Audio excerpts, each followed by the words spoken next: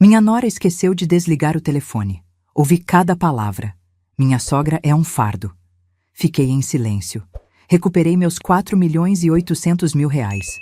Vendi a casa que estava no nome deles. Desapareci. Eles voltaram da Europa sorrindo, até que perceberam que a chave não entrava na porta. A casa estava vazia. O bilhete. Surpresa, isso foi feito por um fardo. Me chamo Graziele Monteiro. Tenho 68 anos. E naquela terça-feira de outubro, enquanto preparava empadão de frango na cozinha do que acreditava ser meu lar, ouvi 3 palavras que mataram a mulher que eu era. É um fardo insuportável. A voz de Valéria atravessou a parede como uma faca afiada. Deixei cair a colher na panela. O vapor queimou minha mão, mas não senti nada. Só escutava. Te juro, Fernanda, já não aguento mais. Minha sogra respira e me desespera. Come, dorme, existe e tudo faz na minha casa. Meu coração parou. Minhas mãos tremeram sobre o mármore frio da bancada. Ricardo diz que tenhamos paciência, que logo, você sabe, ela tem 68. A natureza vai fazer seu trabalho, e quando isso acontecer, vendemos tudo e vamos para Florianópolis. Esta casa vale mais de 6 milhões. Ela colocou quase 5 quando nos mudamos, mas está no nosso nome. Legalmente é nossa. Senti como o chão se movia sob meus pés. Valéria soltou uma risada leve como quem comenta o clima. Enquanto isso, que continue cuidando das crianças e limpando, pelo menos serve para alguma coisa. Desligou. Eu fiquei paralisada na frente do fogão, com as mãos sujas de massa e a alma em pedaços. 3 anos. 3 anos vivendo sob este teto. 3 anos acreditando que estava construindo algo com meu filho, que éramos família.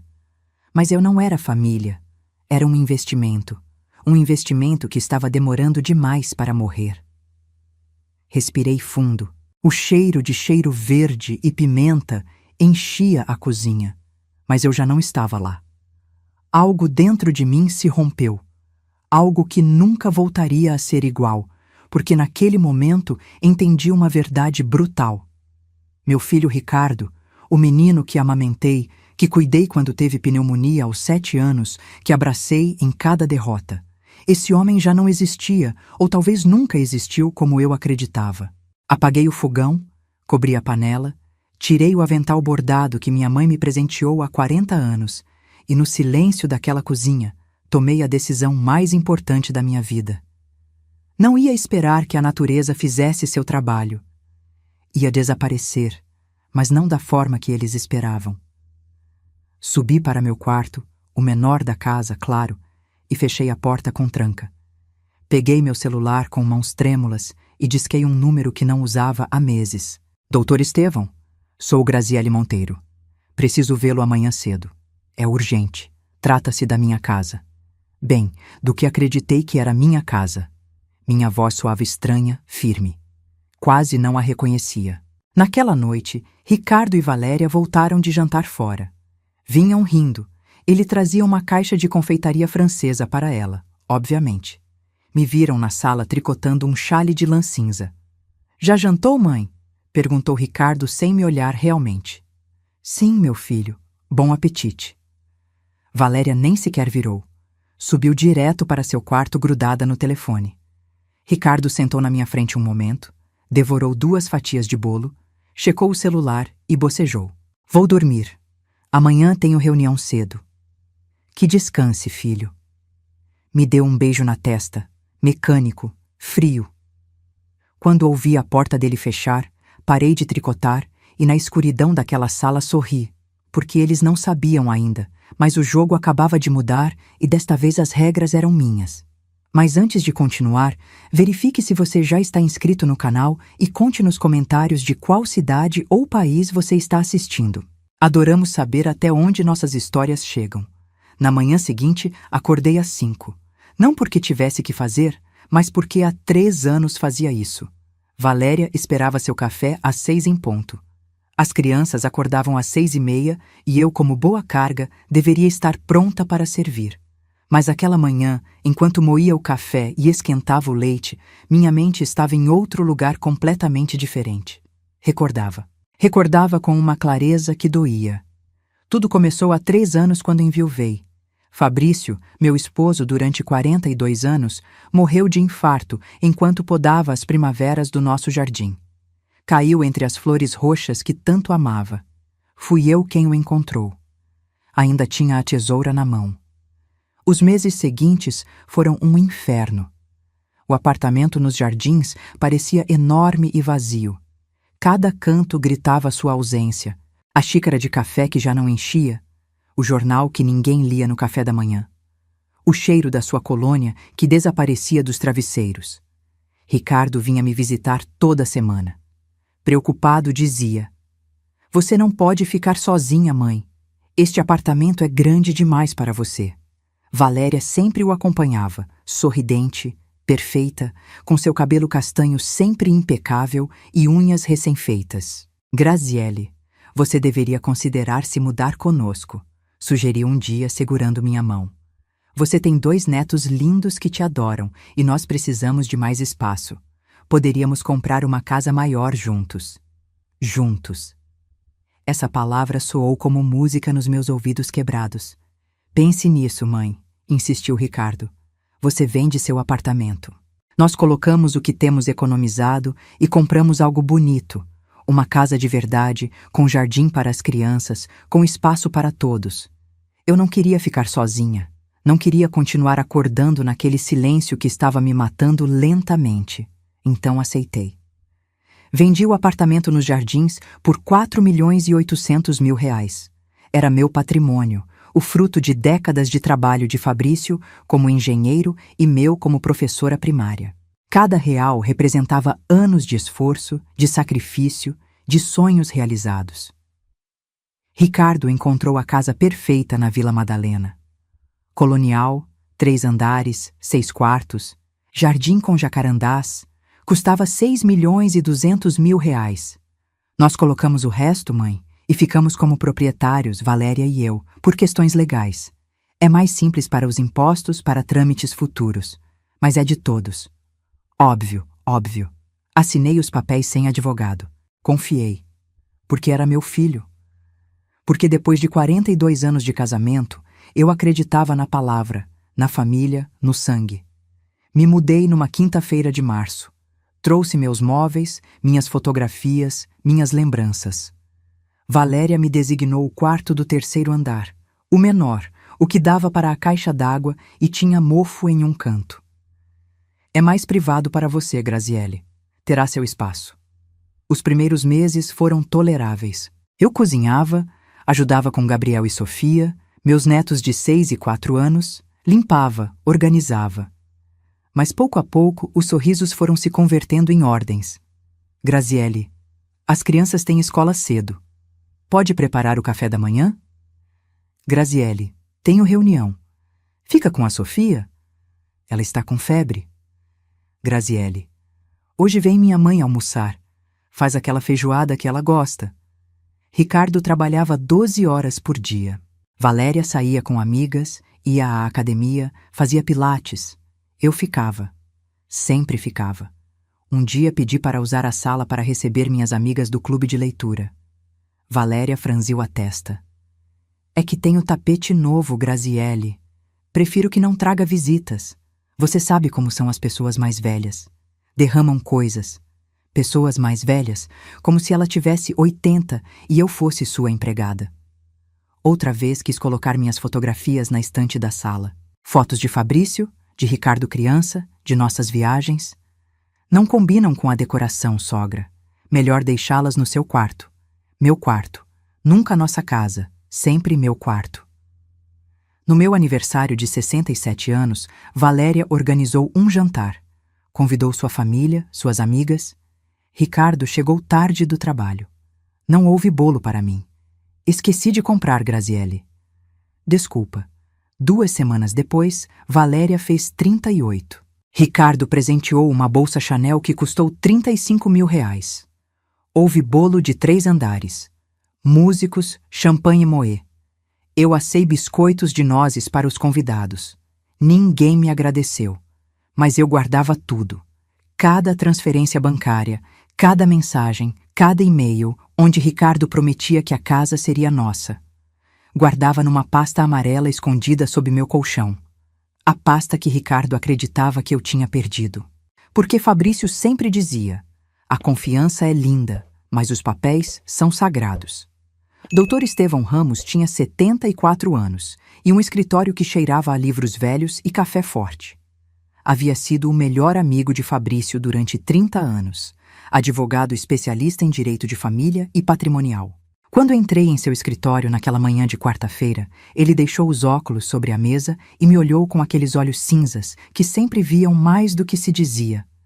Graziele, passaram meses. O que acontece? Me sentei na frente dele. Tirei da minha bolsa a pasta amarela que havia escondido sob meu colchão durante 3 anos. Preciso saber se ainda tenho direito sobre meu dinheiro. Dr. Estevão abriu a pasta. Dentro estavam todos os comprovantes.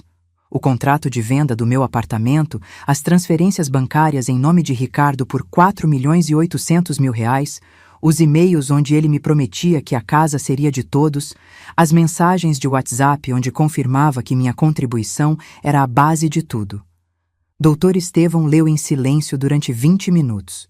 Seu rosto não mostrava emoção, mas seus dedos tamborilavam sobre a mesa, sinal de que estava pensando rápido. Finalmente falou. Graziele, por que guardou tudo isso? Fabrício sempre dizia: a confiança é linda, mas os papéis são sagrados. Dr. Estevão sorriu tristemente. Seu esposo era um homem sábio. Fechou a pasta e me olhou direto. Legalmente, a casa está em nome do seu filho e sua nora. Mas estes documentos provam que houve um acordo verbal respaldado por evidência escrita. Podemos argumentar que sua contribuição foi um empréstimo, não uma doação. E empréstimos se cobram. Meu coração bateu mais rápido. Quanto tempo levaria se agirmos rápido e encontrarmos um comprador imediato? 10 dias. Talvez menos. 10 dias. Ricardo e Valéria iam para a Europa em 2 semanas.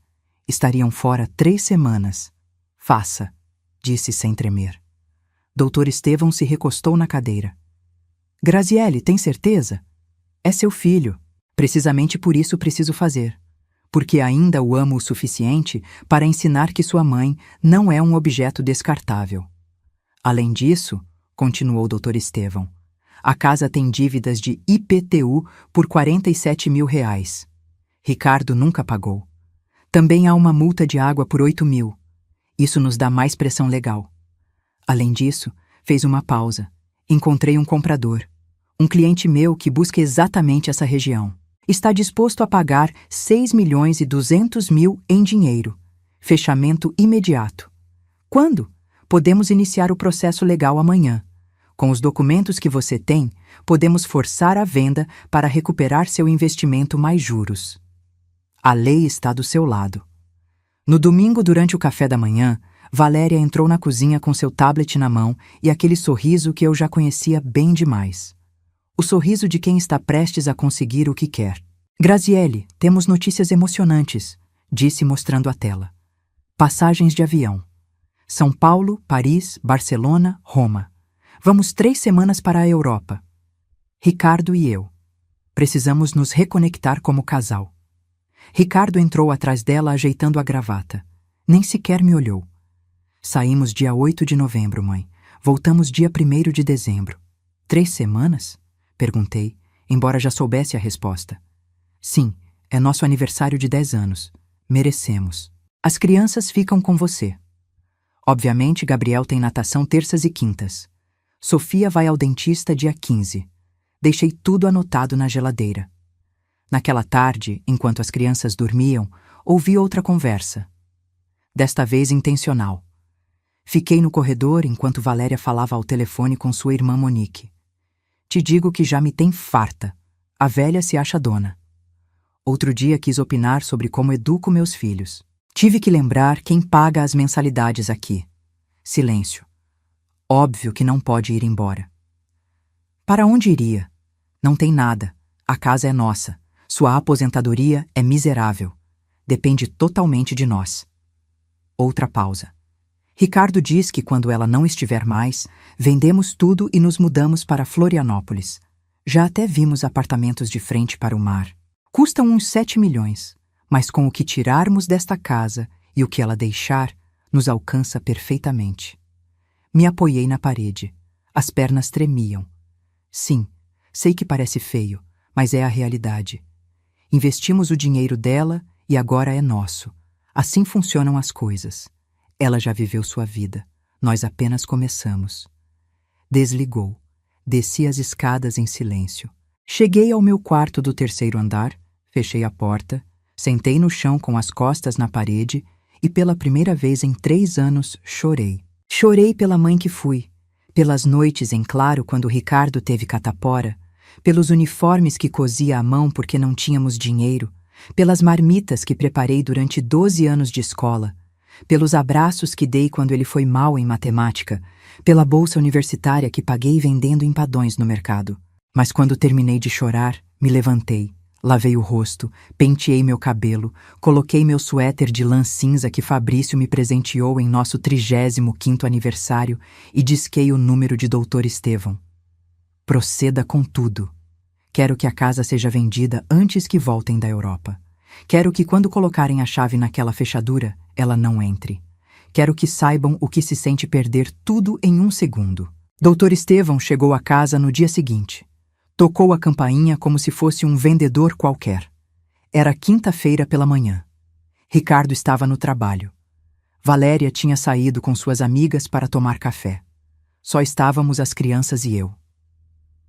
Bom dia, Graziele, disse Dr. Estevão em voz baixa quando abri a porta. Trazia uma pasta de couro marrom e aquele olhar sério de advogado que conhece cada movimento do tabuleiro. O fiz entrar na cozinha. Gabriel e Sofia estavam vendo desenhos na sala de jogos. Dr. Estevão tirou documentos e os estendeu sobre a mesa. Isto é o que temos, começou. Sua contribuição de 4.800.000 reais está completamente documentada. Transferências bancárias diretas para Ricardo com o conceito contribuição para a compra de casa familiar, as mensagens de WhatsApp onde ele confirma que a casa seria compartilhada e isto levantou um papel amarelado. É o e-mail onde Ricardo prometeu que tudo seria da família para a família. É suficiente. Mais que suficiente. No direito brasileiro, quando há prova de contribuição econômica com intenção de copropriedade, mesmo que o título esteja em nome de terceiros, pode-se reclamar. Mas há um caminho mais rápido e definitivo. As dívidas fiscais. Ricardo deve 47.000 de IPTU e 8.000 de água. Se essas dívidas não forem pagas, o município pode penhorar. Eu posso iniciar uma ação por recuperação de empréstimo com um juiz que conheço. Digamos que é sensível a casos de abuso familiar. Dr. Estevão me olhou fixamente. Graziele, isto é guerra legal. Uma vez que comece, não há volta atrás. Não quero volta atrás. Assinei os documentos ali mesmo. Minha mão não tremeu nem uma vez. Tenho um comprador, continuou o Dr. Estevão. O engenheiro Matias, cliente meu de 20 anos, busca uma casa exatamente nesta região para sua filha que se casa em janeiro.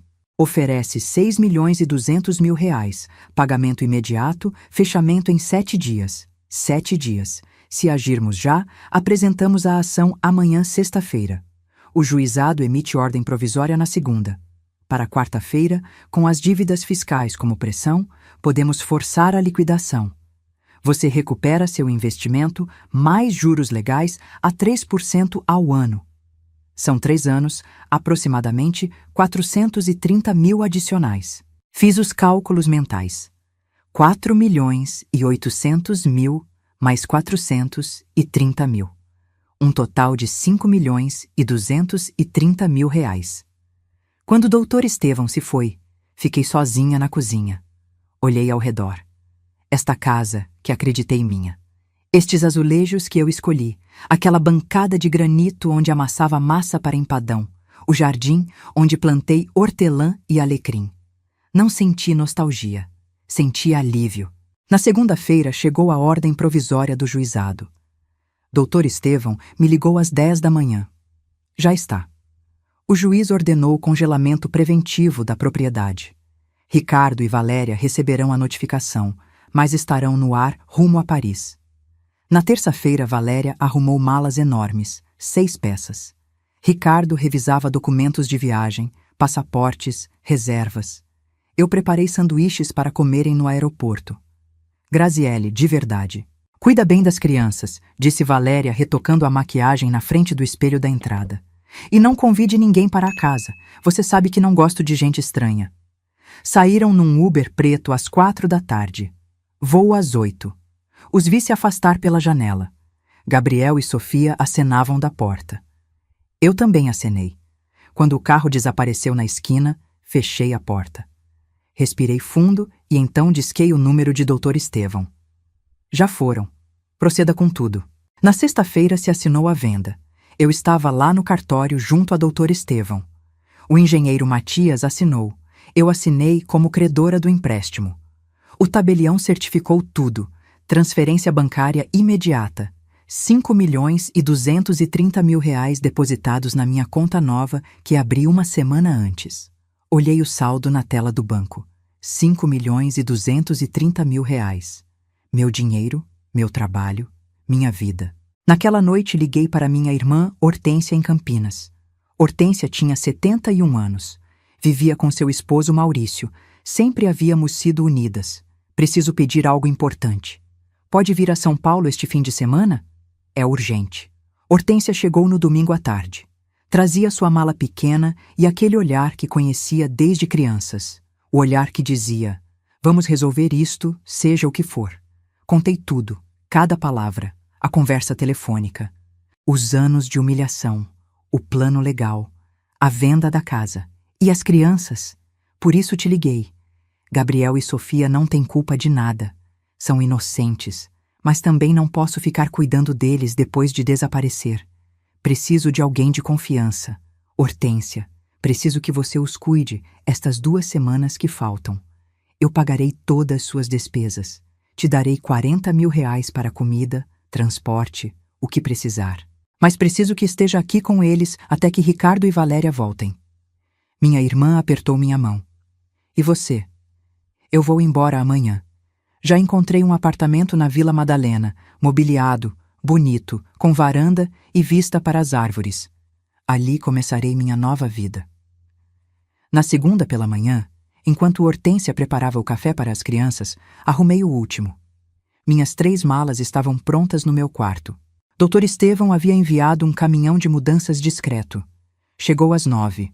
2 homens uniformizados subiram minhas coisas em 15 minutos. Percorri a casa uma última vez. A sala com o sofá cinza que eu escolhi. A sala de jantar de madeira de pinus, onde passamos tantos jantares silenciosos. A cozinha onde preparei milhares de refeições que ninguém agradeceu. O jardim onde plantei hortelã e alecrim. Não senti nostalgia. Senti libertação. Antes de ir embora, tirei um envelope pardo da minha bolsa. Dentro havia uma carta. Havia escrito na noite anterior com minha melhor caligrafia em papel cor marfim. A deixei sobre a mesa da sala de jantar, bem no centro, impossível de ignorar. Sobre o envelope escrevi: para Ricardo. Subi no Uber que me esperava fora. O motorista carregou minhas 3 malas. Para onde vamos, senhora? Rua Arapiraca 134, Vila Madalena. O carro arrancou. Olhei pela janela traseira. A casa ficou pequena. Depois desapareceu. Não virei mais.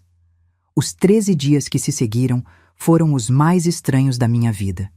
Estranhos porque pela primeira vez em décadas não tinha um horário a cumprir. Ninguém me acordava às 6 da manhã exigindo café. Ninguém deixava pratos sujos esperando que eu os lavasse. Ninguém me ignorava enquanto eu existia só para servir. O primeiro dia no meu apartamento da Vila Madalena o passei em silêncio. Caminhei descalça pelos pisos de madeira. Abri cada janela. Deixei o sol entrar sem permissão. Preparei chá de camomila e o tomei sentada na varanda, vendo como as pessoas caminhavam pela rua sem pressa. Ninguém me precisava, e isso descobri. Não era solidão, era liberdade. Conheci minhas vizinhas, Dona Lúcia do 1A e Cláudia do 3B. Dona Lúcia tinha 82 anos, vivia sozinha e fazia a melhor feijoada da região. Cláudia tinha 40, era divorciada, trabalhava como designer gráfica de casa. Tomamos café juntas no pátio comum do prédio. Tem família aqui? Perguntou Cláudia. Tive que responder e não disse mais. Elas entenderam. Há silêncios que falam mais que 1000 explicações. Me inscrevi em aulas de aquarela na Casa de Cultura da Vila Madalena. Descobri que tinha talento para pintar jacarandás. Minhas pinturas não eram obras-primas, mas eram minhas. Cada pincelada era uma decisão que eu tomava. Ninguém me dizia como, quando ou por quê. Investi meu dinheiro sabiamente. Dr. Estevão me recomendou um assessor financeiro. Meus 5.230.000 reais estavam bem distribuídos. Uma parte no Tesouro Direto, outra em fundos de investimento conservadores, outra numa conta poupança de alto rendimento. Cada mês recebia rendimentos de aproximadamente 22.000 reais. Somados à minha aposentadoria de 8.400, tinha 30.400 reais mensais. Não era rica, mas era independente. No dia 1º de dezembro, 13 dias depois da minha desaparição, Ricardo e Valéria aterrissaram no Aeroporto Internacional de Guarulhos às 13h47 da tarde. Eu sabia porque Hortência me mandou mensagem. Acabaram de aterrissar. Em 1 hora estarão na casa. Que comece o show. Ricardo dirigia o carro alugado que haviam deixado no estacionamento do aeroporto. Valéria ia a seu lado mostrando fotos do Instagram para suas amigas pelo WhatsApp. 6 malas enormes no porta-malas. Presentes, lembranças, roupas novas. Não posso esperar para tomar um banho e dormir na minha cama, disse Valéria se espreguiçando. 3 semanas são tempo demais fora. As crianças devem estar loucas para nos ver, acrescentou Ricardo sorrindo. Com certeza minha mãe os tem bem mimados. Chegaram a casa às 5h20 da tarde. O sol começava a se esconder atrás dos jacarandás. A rua estava tranquila. Ricardo estacionou o carro em frente à entrada. Desceu as malas enquanto Valéria checava a maquiagem no espelho do carro. Por que não há luzes acesas? Perguntou Valéria olhando para a casa. Talvez estejam no jardim, respondeu Ricardo carregando 2 malas pesadas. Subiram os degraus da entrada. Ricardo tirou sua chave, a colocou na fechadura. Não entrou. Franziu a testa. Tentou outra vez. Nada. O que acontece? Perguntou Valéria. A chave não entra direito. Ricardo forçou um pouco. Talvez algo travou. Tentou 5 vezes mais. A chave simplesmente não girava. Era como se a fechadura fosse diferente. Toque a campainha, ordenou Valéria, começando a se impacientar. Ricardo pressionou a campainha. 1 vez, 2 vezes, 3 vezes. Ninguém abriu. Onde está sua mãe? A voz de Valéria subiu 1 oitava. Onde estão as crianças? Ricardo tirou o celular. Discou meu número. O número que você discou não está disponível. Tentou outra vez. A mesma mensagem. Não atende. Pânico começou a se infiltrar na sua voz. O telefone dela está desligado. Valéria começou a bater na porta. Graziele, abra a porta. Graziele. Silêncio absoluto. Ricardo caminhou até as janelas, pressionou o rosto contra o vidro tentando ver dentro. As cortinas estavam abertas. A sala estava vazia, completamente vazia. Não havia sofá, não havia mesa de centro, não havia quadros, não havia nada. Valéria. A voz de Ricardo tremeu. Venha ver isto. Ela correu para a janela, olhou dentro. Seu rosto ficou pálido. O quê? Onde está tudo? Correram para a janela da sala de jantar, também vazia. Para a cozinha, vazia. A casa inteira estava completamente desabitada. Isto não faz sentido, gritou Valéria. Chame a polícia. Nos roubaram. Ela parou. Seus olhos se abriram enormemente. Ricardo, e se aconteceu algo com sua mãe? E se os assaltaram? E se... Ricardo já estava discando outro número. Tia Hortência. Ela atendeu no 3º toque. Alô, tia Hortência. É o Ricardo. Estamos na casa e não entendemos nada. Onde está minha mãe? Onde estão as crianças? A casa está vazia. As crianças estão comigo, interrompeu Hortência com voz calma. Estou num café a 3 quarteirões da sua casa. Venha buscá-los e se prepare, Ricardo, porque temos muito o que conversar. Desligou. Ricardo e Valéria se olharam. Confusão, medo, algo mais escuro começando a se formar. Dirigiram os 3 quarteirões como zumbis. Chegaram ao café O Pêndulo. Dentro, numa mesa junto à janela, estavam Gabriel e Sofia colorindo. Hortência tomava chá tranquilamente. As crianças viram seus pais e correram para abraçá-los. Papai, mamãe, sentimos tantas saudades. Ricardo abraçou seus filhos com força, mas seus olhos estavam fixos em Hortência. Tia, o que está acontecendo? Hortência se levantou lentamente, deixou dinheiro na mesa, pegou sua bolsa.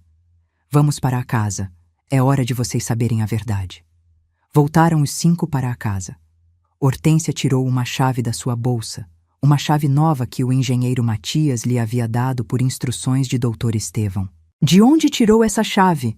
Perguntou Valéria com voz estridente. Hortência não respondeu. Simplesmente abriu a porta. Entraram. A casa estava absolutamente vazia. Seus passos ecoavam contra os pisos nus.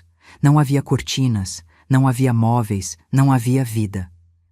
Na sala de jantar, sobre o piso de madeira, havia um envelope pardo.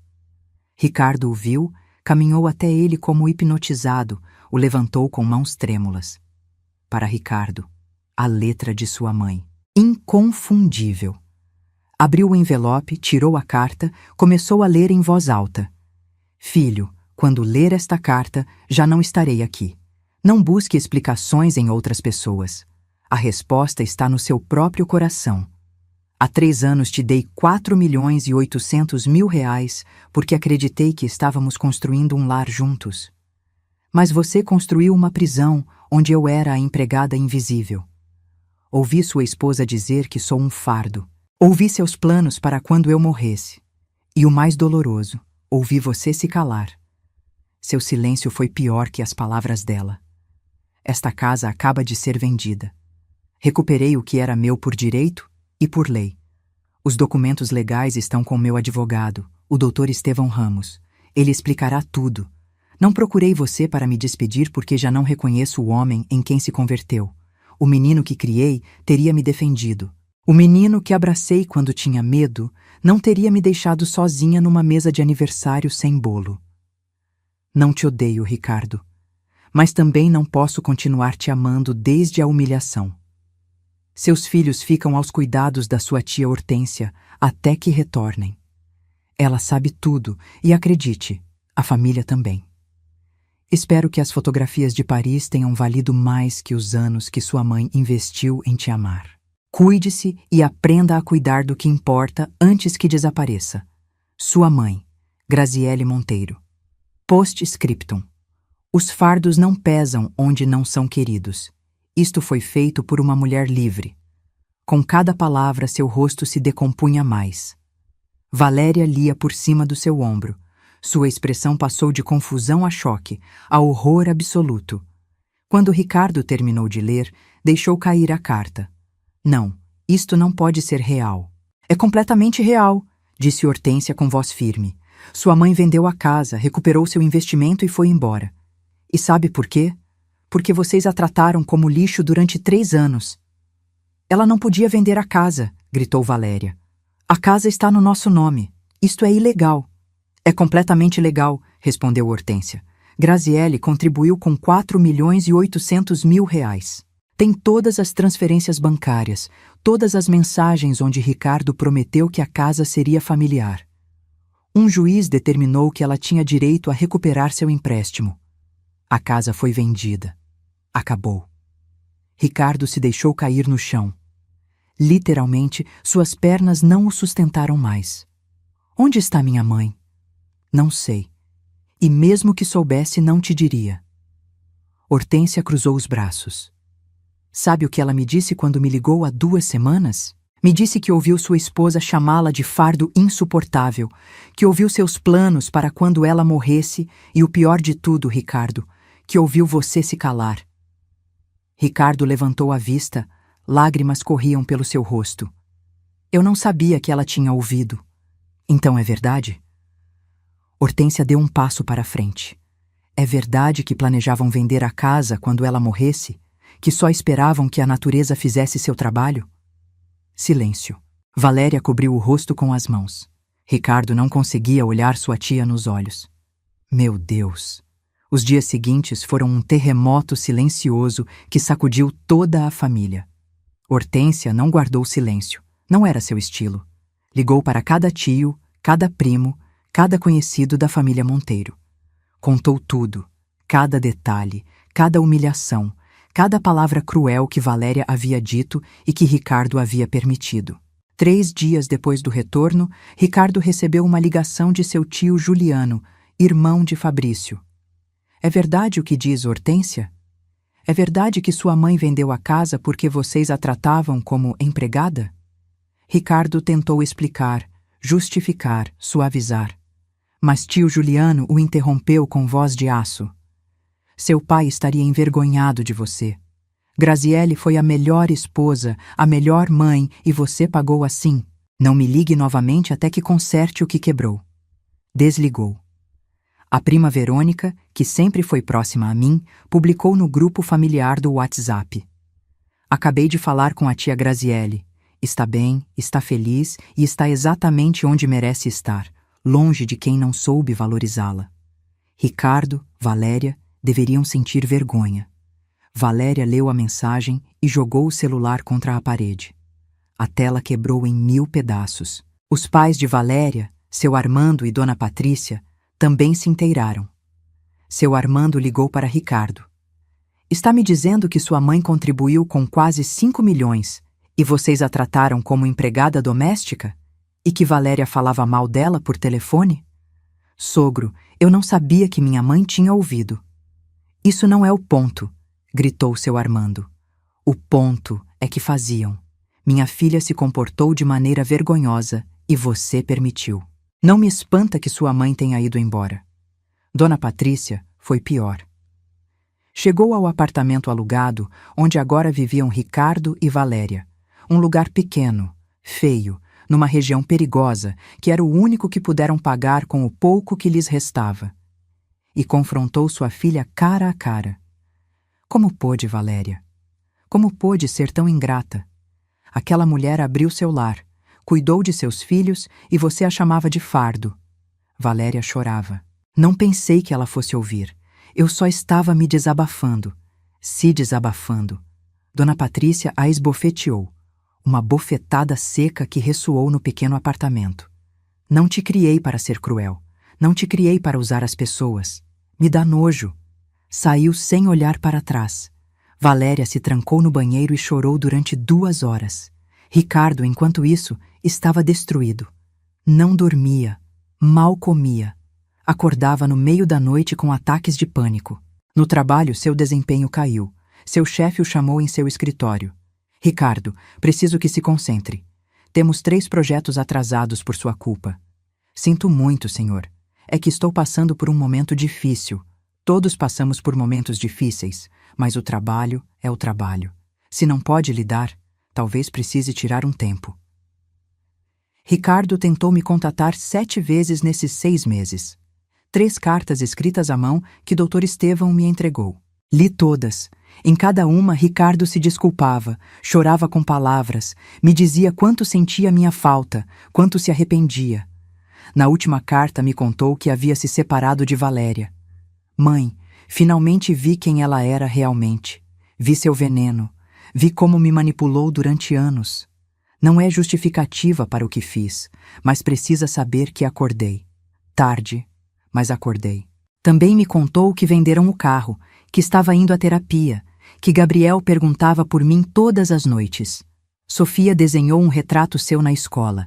Intitulou Minha Avó Valente. Tenho colado na geladeira. É a única coisa bonita neste apartamento feio onde agora vivemos. Essas palavras me chegaram fundo, mas não respondi. Ainda não. Em junho, 6 meses depois da minha desaparição, recebi uma ligação de Hortência.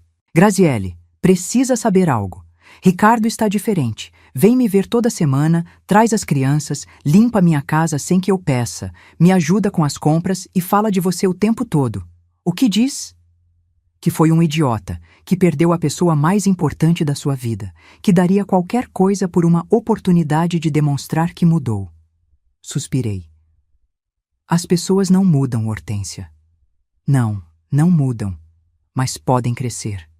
E acho que Ricardo está crescendo. Tarde, dolorosamente, mas está crescendo. Naquela noite na minha varanda, com uma taça de vinho e o som dos grilos, tomei uma decisão. Escrevi uma carta para Ricardo. A primeira comunicação direta em 6 meses. Ricardo, li suas cartas todas e sei que se arrepende. Mas o arrependimento é fácil quando já perdeu tudo. O difícil é mudar quando ainda tem opções. Não sei se algum dia poderemos reconstruir o que se rompeu. Não sei se voltará a ter uma mãe como a que fui, porque aquela mulher morreu no dia que ouvi sua esposa me chamar de fardo. Mas sei que meus netos não têm culpa e sei que eles precisam de mim. No próximo sábado, às 11 da manhã, estarei no Parque Ibirapuera junto à fonte. Pode trazer Gabriel e Sofia. Só eles. Se você vier, eu vou embora. Esta é minha condição. Aceite ou deixe. Mãe. O sábado chegou. Me arrumei com cuidado. Um vestido verde-oliva que comprei na semana anterior, meu cabelo recém-cortado, um pouco de maquiagem. Me olhei no espelho. Não reconhecia a mulher do reflexo, mas gostava do que via. Cheguei ao parque às 10h45. Sentei num banco junto à fonte. A água corria com aquele som que sempre me havia relaxado. Às 11 em ponto, vi 2 figuras pequenas correndo até mim. Vovó, vovó. Gabriel e Sofia, maiores. Gabriel havia crescido ao menos 5 centímetros. Sofia trazia um vestido amarelo com borboletas bordadas. Me levantei. Eles bateram em mim como 2 pequenos furacões. Os abracei tão forte que quase não podia respirar. Cheiravam a shampoo de bebê e biscoitos. Senti seus bracinhos rodeando minha cintura. Senti suas lágrimas molhando meu vestido. Sentimos tantas saudades, vovó, soluçou Gabriel. Pensei que nunca mais te veríamos. Estou aqui, meu amor. Estou aqui. Atrás deles, a uns 20 metros, estava Ricardo. Não se aproximou, ficou lá de pé, com as mãos nos bolsos, mais magro, mais velho, mais cansado. Nossos olhares se encontraram. Eu não sorri, mas também não olhei com ódio. Simplesmente assenti. Um pequeno gesto que dizia: obrigada por respeitar. Ele assentiu de volta e se virou. Foi embora. Hoje, tenho 69 anos. Vivo sozinha no meu apartamento da Vila Madalena. Vejo meus netos a cada 2 sábados. Às vezes, Ricardo me cumprimenta de longe. Eu assinto, nada mais. Ainda não estou pronta para uma conversa. Talvez nunca esteja. E está tudo bem, porque aprendi que o perdão não é obrigatório, que proteger sua paz é mais importante que manter aparências, que dizer não te faz má pessoa. Me levantei, recuperei meu dinheiro, recuperei minha dignidade, recuperei minha vida. E se isso me faz egoísta aos olhos de alguns, que assim seja, porque passei décadas sendo desinteressada, generosa, sacrificada e, em troca, me chamaram de fardo. Agora sou livre. E a liberdade, descobri, não pesa. Voa. Meu nome é Graziele Monteiro, e esta é minha história de como um fardo decidiu se liberar.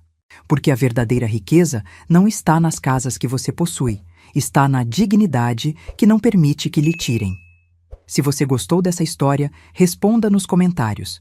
No meu lugar, o que você faria? E não se esqueça de assistir ao próximo vídeo que aparecerá na sua tela. Ele tem uma reviravolta surpreendente e emocionante que vai te prender do começo ao fim.